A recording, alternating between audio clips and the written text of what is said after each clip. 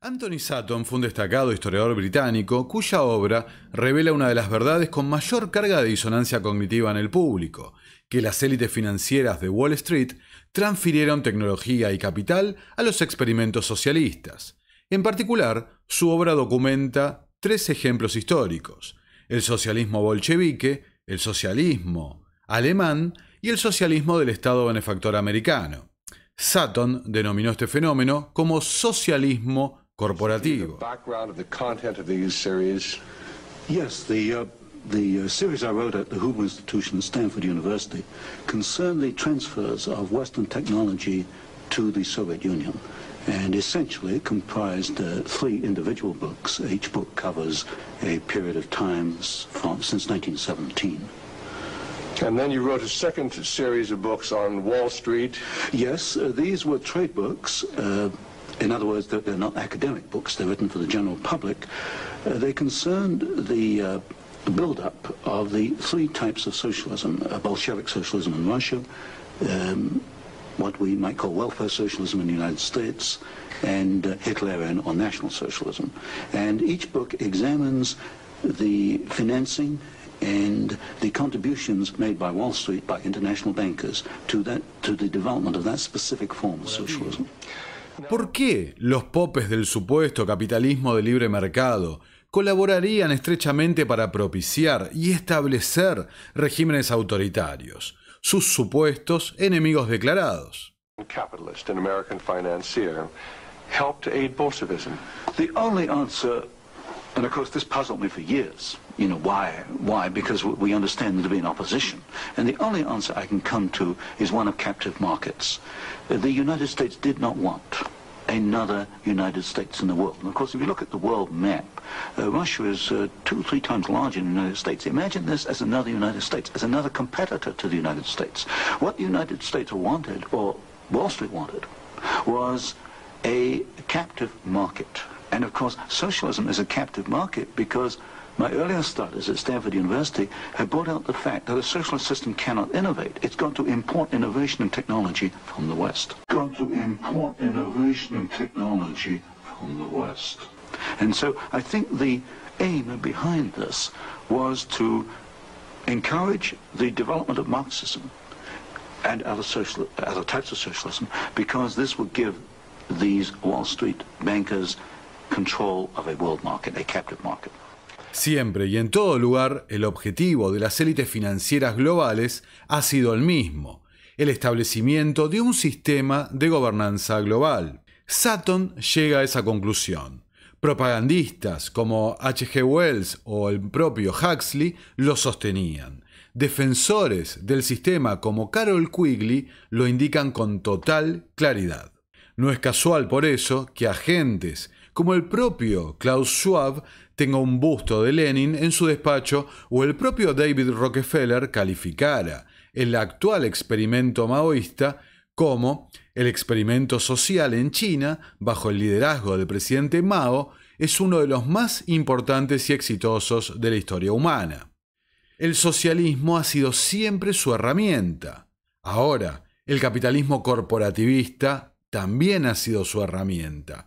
Y el elemento común entre ambos es el Estado. El Estado, entendido como el instrumento para restringir la propiedad privada y por ende la libertad de los individuos. Esto que expresamos se ve con claridad en los 10 puntos del programa del Manifiesto Comunista: de expropiación de la propiedad de la tierra y el empleo de la renta de la tierra para los gastos del Estado, fuertes impuestos progresivos, supresión del derecho de herencia, confiscación de la propiedad de todos los emigrantes y sediciosos del tecnato, podemos decir.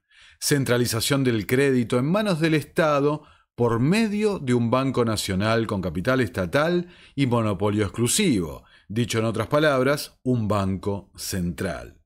Centralización también del transporte en manos del Estado. Multiplicación de las fábricas nacionales, de los medios de producción, roturación y mejora de terrenos con arreglo a un plan colectivo. Proclamación del deber general de trabajar. Creación de ejércitos industriales, principalmente en el campo. Articulación de las explotaciones agrícolas e industriales. tendencia a ir borrando gradualmente las diferencias entre el campo y la ciudad, y por último, educación pública y gratuita para todos los niños, junto a la abolición del trabajo infantil fabril en la forma actual expresada, ¿no? No es que estuvieran en desacuerdo con el trabajo infantil. Pese a haber sido escritos en 1848, estos 10 puntos es una verdadera hoja de ruta para avanzar hacia la distopía tecnocrática del Gulag digital. Pero antes, los invito a suscribirse, dar like y compartir el material para que llegue a la mayor cantidad de gente. También podés colaborar para mantener el proyecto vivo desde Patreon y otros medios que encontrarás en la descripción del video. Dicho todo esto, soy Nicolás Martínez Laje y esto es Terapia Liberal. Vamos con la intro.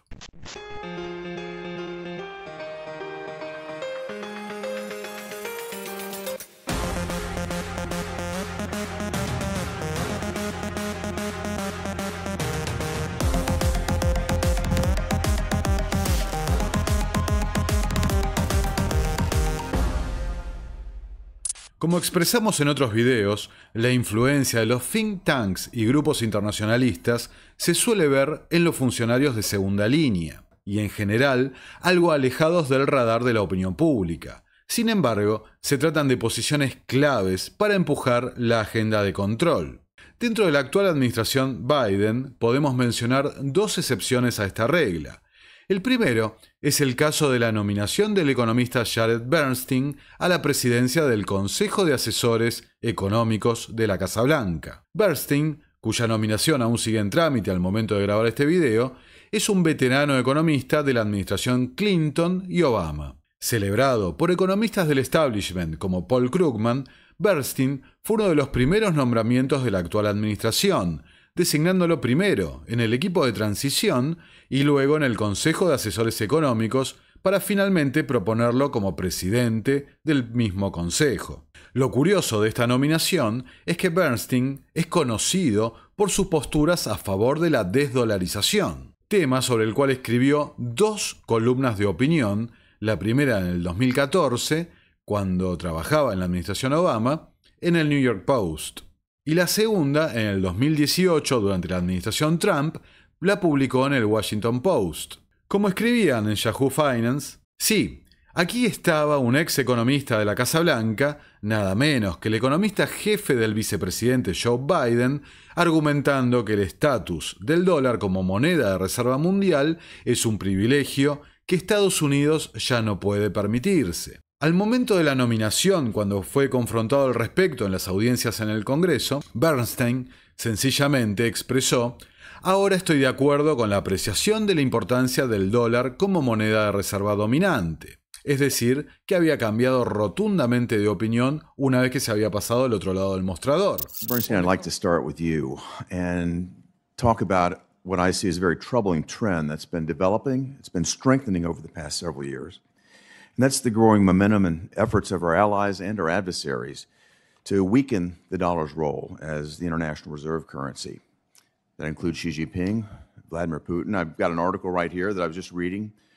Brazil's Lula calls for an end to dollar trade dominance. China applauds this. Even Malaysia sought to promote alternatives to the dollar. All of this, the CCP is applauding. And my first question to you is, do you agree that China wants to see this happen? I think there's some evidence that it does. It seems to be a great deal of evidence that it does. I think specifically, and we could talk about this from a strategic standpoint, why would China want to see this happen? I think there are extremely important privileges and even in the realm of security, reasons to have the benefits from having the reserve currency. One of the most obvious is, of course, sanctions. If you control the reserve currency, you're able to impose sanctions, as we've done on Russia, to considerable effect. But there are other positive aspects as well.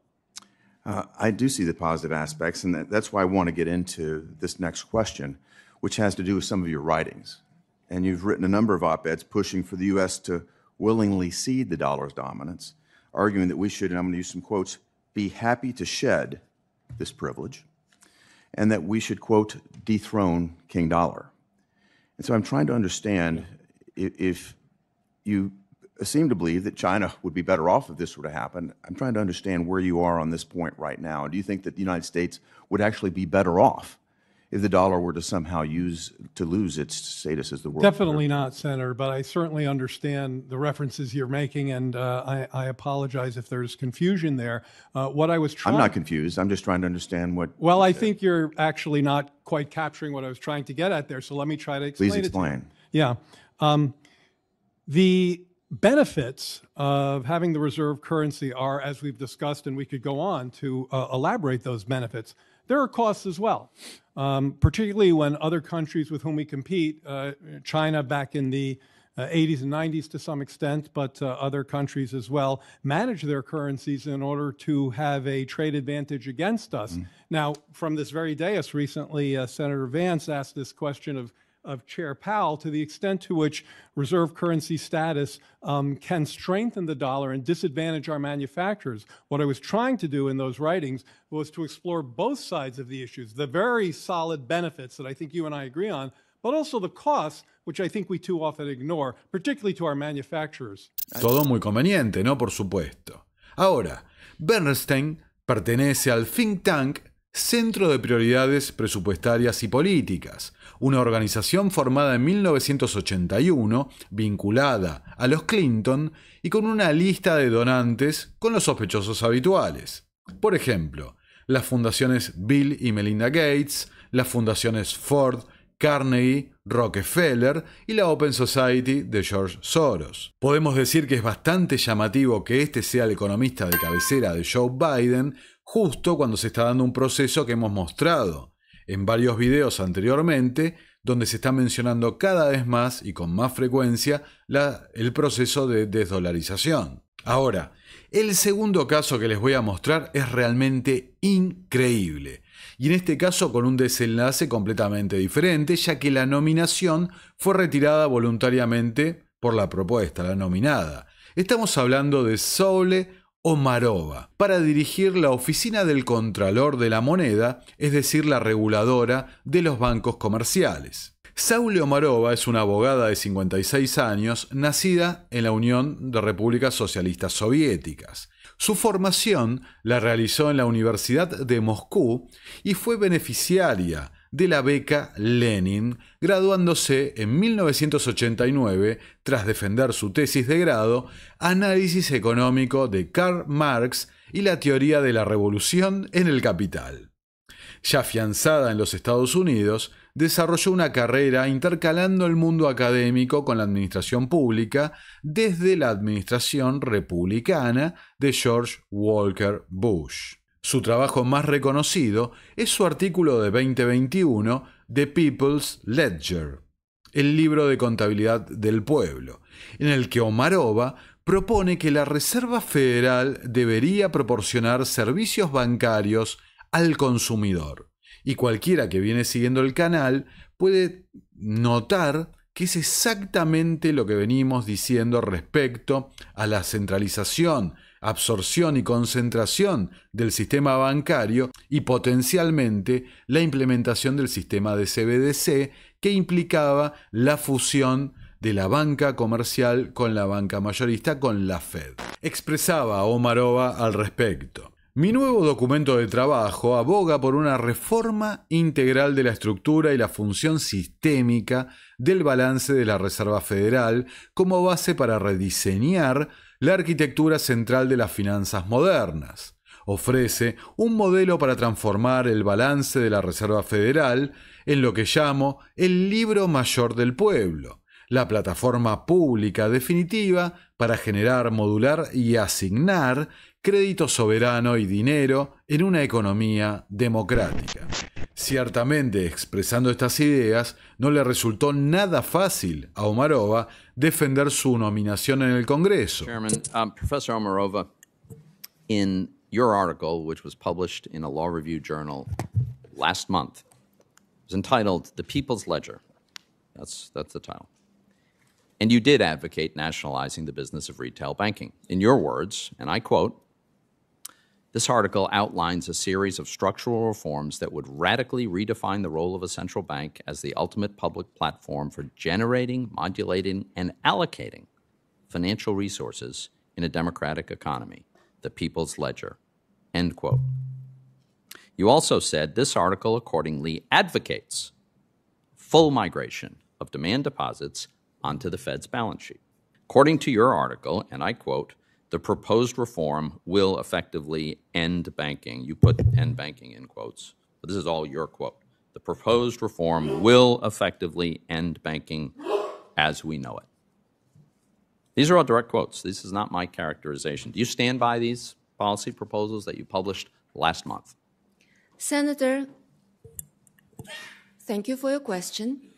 So let me give a little bit of the context about this particular I've got paper. very little time, so please be very succinct. I have more questions. Of course, Senator.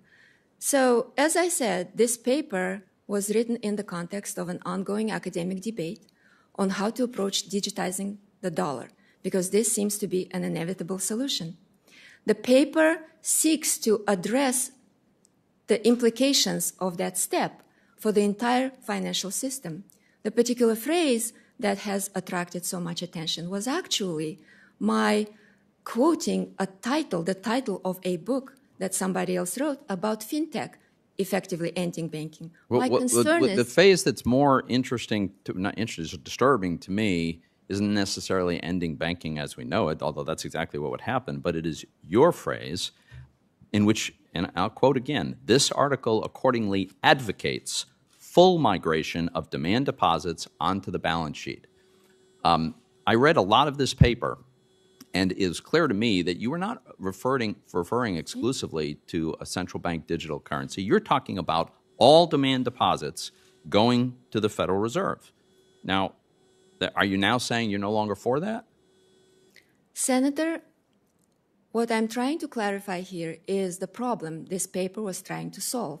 The problem this paper was trying to solve was the fact that if we allow digitization of currency and the issuance of central bank digital currency without thinking through its implications, community banks and mid-sized banks will be put inherently in a losing position. But Professor Omarova, you've advocated that they lose all their deposits. And then you acknowledge that that means they wouldn't have the resources to lend money. And so you've constructed this whole mechanism whereby they could go to the Fed and get funding to make the loans, provided that they made loans in a fashion that the Fed approved of. I mean, that's the short version. Let me go on to another quote. Because this is right from that very same article published last month. You said, and I quote, in principle, Fed accounts can be made available as an alternative to bank deposit accounts upon a person's request.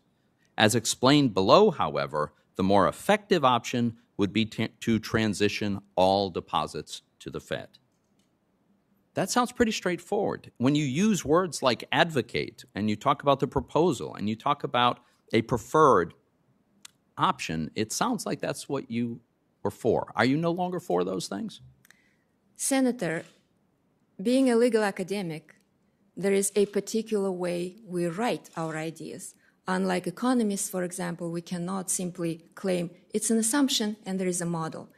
So having said that, I just want to clarify, my job as an academic was to expand the boundaries of the academic debate and outline potential options for Congress to consider. This is entirely up to Congress whether or not to go that route. Sure, of course, ultimately. But this is what you recommended, and it doesn't seem to be a coincidence that every one of these thought experiments or academic ideas, every one of them, involved dramatic expansion in the power and control of the central government to allocate resources to control banking, and a corresponding diminution in the freedom of individual Americans and institutions. That's the common theme that comes up again and again and again. You use words like advocate, your preference. I mean, to suggest now that, well, maybe you're not really for these things, it's just hard. It's hard to believe this. Escribe el Wall Street Journal, quien publicó esta editorial completamente demoledora sobre Omarova. La señora Omarova cree que los precios de los activos, las escalas salariales, el capital y el crédito deben ser dictados por el gobierno federal. Propuso que la Reserva Federal se hiciera cargo de los depósitos bancarios de los consumidores. Efectivamente, acabar con la banca tal como la conocemos y convertirse en la plataforma pública definitiva para generar, modular y asignar recursos financieros en una economía moderna. También le gustaría que Estados Unidos creara una moneda digital de Banco Central como lo están haciendo Venezuela y China, para rediseñar nuestro sistema financiero y convertir el balance de la Fed en un verdadero libro contable del pueblo. Omarova no solo presenta una visión tecnocomunista, sino que le agrega a la ecuación hasta un sabor tecnocrático. La señora Omarova cree que el capital y el crédito deben ser dirigidos por una burocracia e intelectuales que no rinden cuentas. Ha recomendado la creación de una autoridad nacional de inversiones, con miembros supervisados por un consejo asesor de académicos para financiar una agenda climática grande y audaz. También le gustaría un consejo de interés público, política y estructuralmente independiente, formado por académicos muy bien pagados, con amplio poder de citación para supervisar las agencias reguladoras financieras, incluidas la Fed. El Consejo, explicó, no estaría sujeto a las restricciones y requisitos de ningún proceso administrativo. 30 años después, Omarova todavía cree que el sistema económico soviético era superior y que la banca estadounidense debería rehacerse a la imagen del Ghost Bank. Ahora, esto es absolutamente sensacional y debo reconocer un mérito de George Gammon del canal Rebel Capitalist, que fue el primero que lo señaló. ¿Qué es el Ghost Bank que refiere el Wall Street Journal? Los bolcheviques, financiados por Wall Street y la City de Londres, como detalla Anthony Sutton, entre otros, derrocaron al régimen zarista y, como preveía el propio manifiesto comunista, centralizaron el crédito de la nación en manos del Estado, estableciendo un banco central, el Ghost Bank, quien entre 1922 y 1991 fue el único banco de la Unión Soviética. El sistema bancario consistía básicamente en un solo banco estatal, el Ghost Bank, que combinaba las funciones de banco central y banco comercial. El Estado soviético usó al Ghost Bank como una herramienta para imponer un control centralizado sobre la industria en general, usando saldos bancarios e historiales de transacciones para monitorear la actividad de empresas individuales y su cumplimiento con planes y directivas quinquenales. Es decir, exactamente, nuevamente, ¿no?, lo que proponen con la CBDC, el total control del registro de las transacciones. Our analysis on CBDC, in particular for the use of general use, we tend to establish the equivalence with cash. And there is a huge difference there. For example, in cash, we don't know, for example, who's using a $100 bill today. We don't know who is using a 1,000 peso bill today. A key difference with the CBDC is that central bank will have absolute control on the rules and regulations that will determine the use of that expression of central bank liability. And also, we will have the technology to enforce that. Those two issues are extremely important, and that makes a huge difference with respect to what cash is. Y lo mismo que proponían la gente del modelo tecnocrático, el registro y monitoreo de la actividad total de la economía del tecnato.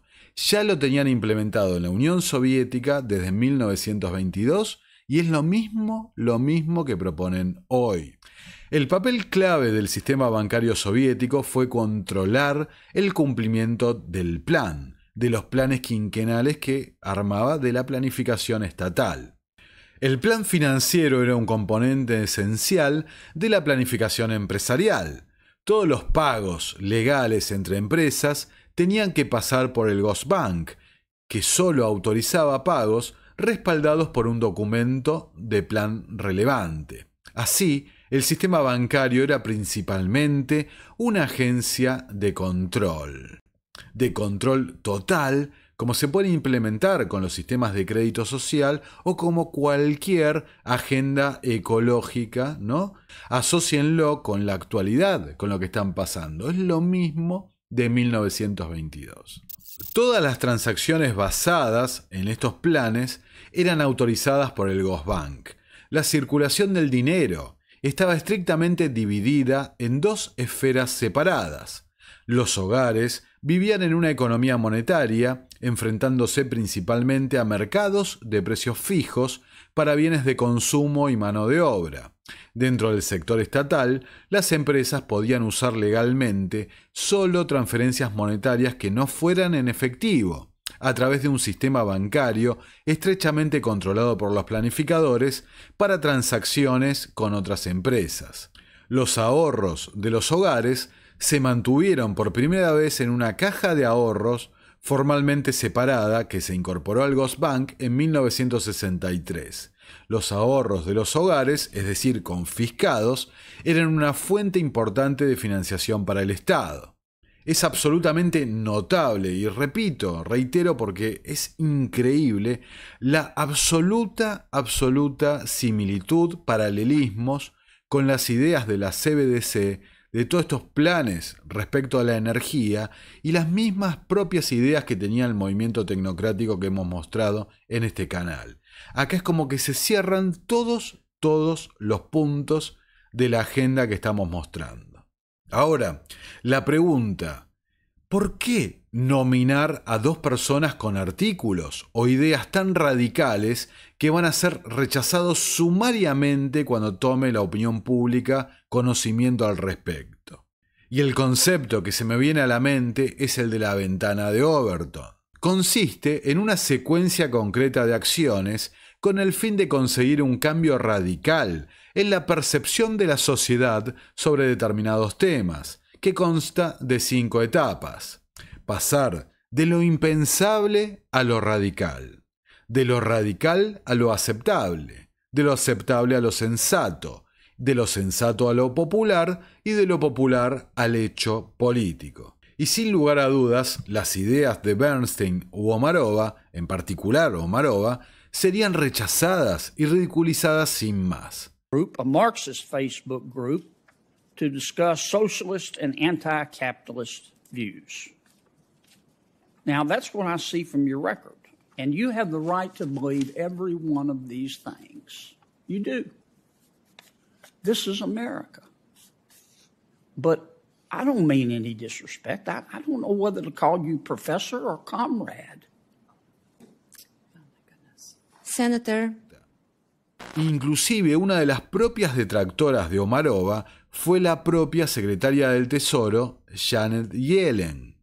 Sin embargo, Yellen ha defendido que Estados Unidos apruebe, convalide la mayor emisión de DEX del Fondo Monetario Internacional de la historia, algo que el senador Kennedy en su momento afirmaba que podía menguar el valor del dólar como moneda de reserva, y en la actual crisis bancaria, como hemos cubierto en otros videos, Yellen ha propuesto medidas llevadas adelante por la FEDIC de un corte muy similar a las que propone Omarova, una suerte de nacionalización selectiva de los depósitos en el caso de Silicon Valley Bank, o la promoción activa de las adquisiciones y concentración bancaria para beneficio de JP Morgan a la cabeza.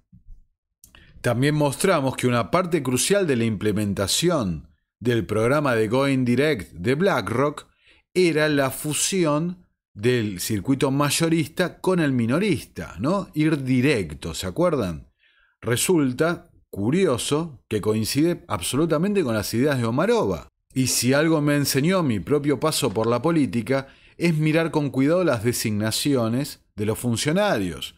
Y por ejemplo, Janet Yellen, una ex presidente de la Reserva Federal, nombrada como secretaria del Tesoro, justamente cuando anda dando vueltas esta idea de fusionar ambos balances. Y respecto a la centralización del crédito, todas estas políticas de los estándares de sostenibilidad y demás no necesariamente centralizan el crédito en manos del Estado, pero sí crean distorsiones y redireccionan crédito con tipos de interés, con tasas de interés diferenciales para quienes cumplan estos estándares verdes, como ha señalado Larry Fink esta semana. Behaviors are going to have to change, and this is one thing we're asking companies. You have to force behaviors, and at BlackRock we are forcing behaviors. En cierta manera podemos pensar que tiene total sentido la presentación de estas ideas radicales para que empiecen a dar vuelta en los medios, para luego, cuando llegue la solución al problema que generan, lleven adelante suerte de versiones light, versiones soft, de estas propias ideas, pero con la misma noción, la misma esencia, ¿no? Es decir, que estas ideas radicales pasan a ser más aceptadas y luego van a ser normalizadas, quizás cuando llegue la verdadera crisis que están programando. Pero lo importante es entender que la verdadera agenda no es el problema que generan, no es la reacción, que es lo que buscan en nosotros, sino que es la solución que ellos mismos proponen. Y la solución, como estamos viendo acá, es en todo caso la misma.